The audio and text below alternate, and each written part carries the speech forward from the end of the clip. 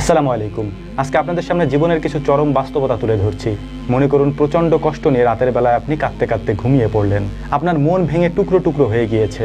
আপনি চাইছেন আল্লাহ তাআলা যেন আপনাকে এই কষ্ট থেকে মুক্তি দেন। আপনি আপনার মন ভাঙা কষ্ট নিয়ে তাহাজ্জুদের জায়নামাজে আল্লাহ তাআলার কাছে চাইছেন, তবু আল্লাহ তাআলা আপনার দোয়া কবুল করছেন না। আল্লাহ তাআলা হয়তো আপনাকে সমাধান না দিয়ে আপনাকে পরীক্ষা করছেন। যেমনটা হযরত ইউসুফ আলাইহিস সালামের হাতে হাত করা পরানো ছিল, কিন্তু আল্লাহ তাআলা তার তাকদীরে মিশরের রাষ্ট্র ক্ষমতা লিখছিলেন। আল্লাহ তাআলা কখনো কখনো আপনাকে আমাকে বন্দী করেন যাতে করে আমরা মুক্ত হতে পারি। যেমনটা হযরত মূসা আলাইহিস সালাম ছোটবেলায় তার মায়ের কোল থেকে বঞ্চিত হয়েছিলেন, যাতে করে তিনি ফেরাউনের সাম্রাজ্য ধ্বংস করে সেখানে ইসলামের বাতি জ্বালাতে পারেন।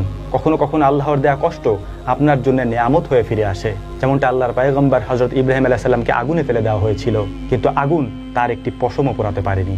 কারণ যে আল্লাহর সন্তুষ্টির জন্য দাঁড়িয়ে যায়, আগুনও তাকে সালাম করে। যেমনটা হযরত আইয়ুব আলাইহিস সালামের সারা শরীরের মধ্যে ক্ষত ছিল, কিন্তু তার জিহ্বার মধ্যে আল্লাহর স্মরণে জিকির ছিল।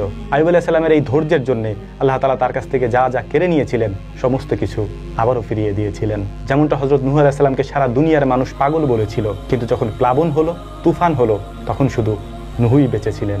মানুষ আপনাকে বুঝুক বা না বুঝুক, একটা কথা মনে রাখবেন, আল্লাহ তাআলা কখনোই আপনাকে একা ছেড়ে দেননি। যেমনটা হযরত ইউনূস আলাইহিস সালাম মাছের পেটে আবদ্ধ হয়ে গিয়েছিলেন, তিনি মাছের পেট থেকে আল্লাহকে ডাকলেন। তিনি বললেন, লা ইলাহা ইল্লা আনতা সুবহানাকা ইন্নী কুনতু মিনাজ জালিমিন। হ্যাঁ আল্লাহ তাআলা, তুমি আমাকে এই অন্ধকার থেকে মুক্ত করো।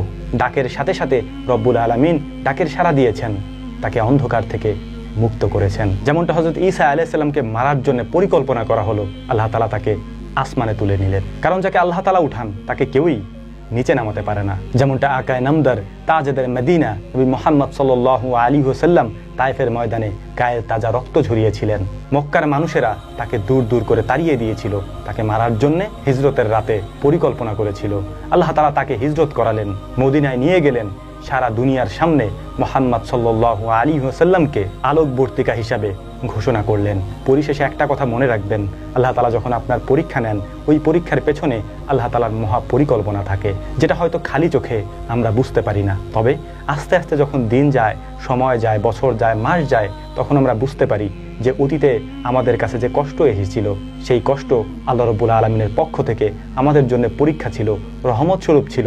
ওই রহমত যদি আমরা তখন না পেতাম, হয়তো ভবিষ্যৎটা আমাদের জন্য এত রঙিন হতো না। আল্লাহ রাব্বুল আলামিন জীবনের সমস্ত অধ্যায় আমাদেরকে পরীক্ষা করেন, পরীক্ষা নেন। সেই পরীক্ষায় যদি আমরা ধৈর্য ধারণ করে পাশ করতে পারি বা উত্তীর্ণ হতে পারি, রব্বুল আলামিন আমাদের জন্য নিয়ামত স্বরূপ এমন কিছু রেখেছেন যেটা আমরা কল্পনাও করতে পারি না, আমাদের অতীত জীবনে যেটা আমরা ফেলে এসেছি।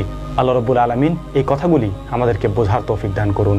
ওমা তৌফিকি ইল্লা বিল্লাহ। নাসরুম মিনাল্লাহি ফাতহুন কারীব ওয়া আখিরু দাওয়ানা আনিল হামদুলিল্লাহি রাব্বিল আলামিন। আসসালামু আলাইকুম ওয়া রাহমাতুল্লাহি তাআলা ওয়া বারাকাতুহু।